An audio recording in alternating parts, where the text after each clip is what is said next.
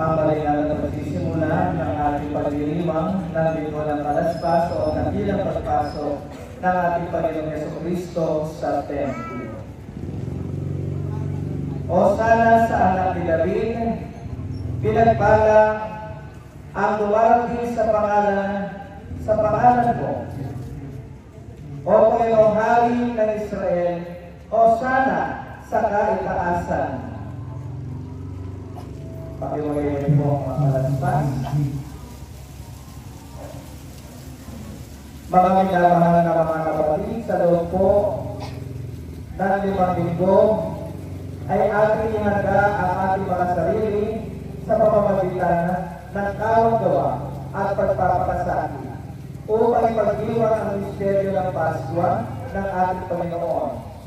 Ngayon ay nagkakatipon tayo dito kasama ng buong banal na simbahan ng Diyos upang pasimulan ang kabilang pangyayari ito, ang maluwalhating pagpasok ng ating Panginoon sa banal na lungsod ng Jerusalem upang siya ay maghirap, mamatay at muling mabuhay. Gunitain natin ng buong puso at buong taimtim ang pagsasagawa niya ng ating kaligtasan at sundan ang ating Panginoon upang sa ating pag-iisa sa kanyang paghihirap ay mapahagin ang kanyang muling pagkabuhay at magpanibagong buhay tayo. Sumayin niyo, Panginoon, at sumayin niyo rin. Tayo manalangin. O makapangyarihan at walang hanggang Diyos, basbasan mo ang mga palaspas na ito.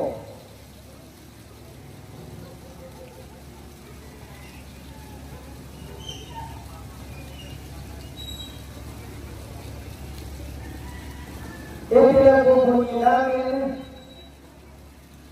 na buong galak si Kristong Hari at napimasundan namin siya hanggang sa kaligayahan ng Jerusalem na walang hanggan, alang-alang kay Kristo mabubuhay, naghahari kasama mo ng Espiritu Santo, magpasawalang hanggan.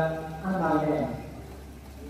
Dagdagan mo, Diyos, ang pananampalataya ng mga umaasa sa iyo at buong alam dinggin ang aming mga panalangin.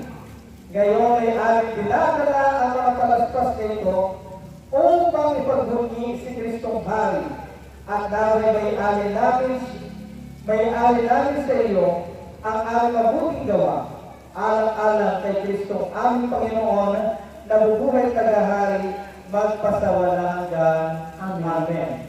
O Panginoon, iniiling namin basbasan mo ang mga palaspas na ito na pumulong sa pusong ininawagayway ng iyong bayan. Iniiling namin na mga palaspas na ito ay pagulog mo ng ginagawa ngayon ng iyong bayan bilang paggalang sa iyo. At gawin sana ng taimtim sa puso upang magtagumpay sila sa kaaway. At magdala sa kapwa ng buong pagmamahal, alang-alang kay Kristo aming Panginoon. Amen.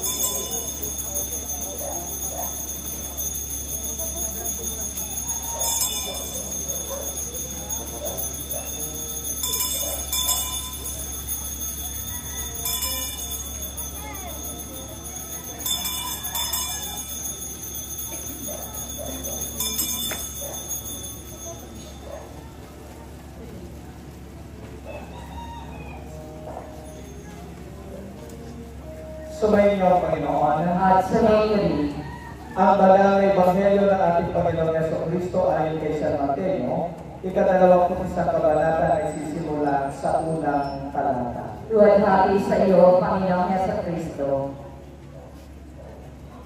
Nang panahon iyon, paglapit nila sa Jerusalem at pagdating sa Bethphage sa may bundok ng Olivo, si Jesus ay nagsugo ng dalawang alagad. Pumaroon kayo, anya sa kanila. Sana yung hinahanap ninyo at agad makatatagpo kayo ng isang nakataling asnong babae na may kasamang isang maliit na asno. Kalagin sila at dalhin sa akin. At kung may sumuway sa inyo, ay sabihin ninyo, kailangan sila ng Panginoon at agad silang ipababalik. Ito yung nangyari upang matupad ang sinabi ng propeta.